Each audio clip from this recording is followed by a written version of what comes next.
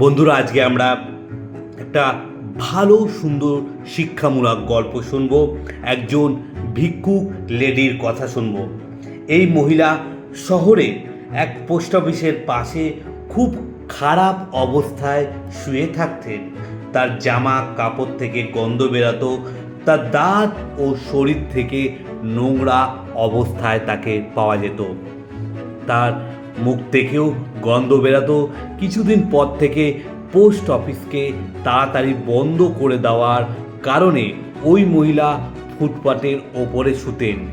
উনি নিজেই কিছু বকবক করতে থাকতেন। উনি গরমে সেই একই কাপড়ই পরতেন। উনি এতটাই পাগলে পরিণত হয়েছিলেন যে ওনার মধ্যে দরজা খুলে ভেতরে ঢোকার মতো বুদ্ধিটা ছিল না।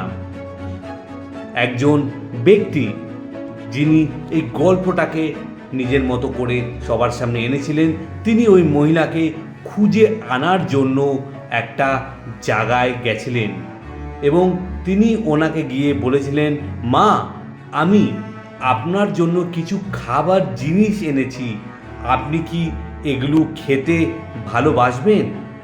ওনার কথায় ওই বয়স্ক মহিলা নিজের নড়বড়ে দাঁত নিয়ে বললেন, অনেক অনেক ধন্যবাদ, কিন্তু আমার পেট এখন ভর্তি। আপনি এই খাবার তার কাছে কেন দিচ্ছেন না যার এটা সত্যিই প্রয়োজন?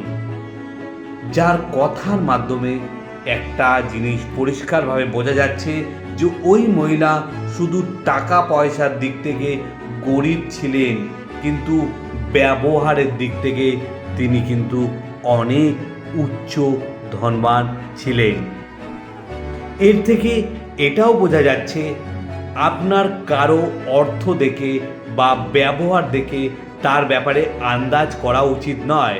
আর যতটা সম্ভব অপরকে বুঝে নিয়ে নিজের কাছে মনোনিবেশ করা উচিত।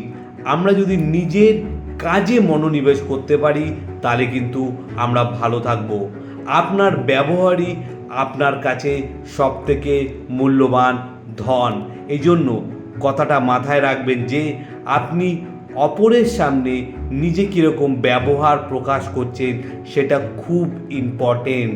তাই আমরা কাউকে না দেখে, কারো চালচলন ব্যবহার না দেখে তার সাথে যতক্ষণ না মেলামেশা করছি, কথাবার্তা বলছি, তার ব্যাপারে বিচার চালানো উচিত নয়।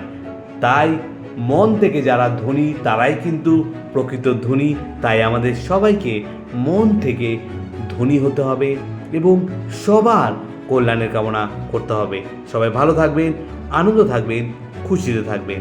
Thank you so much.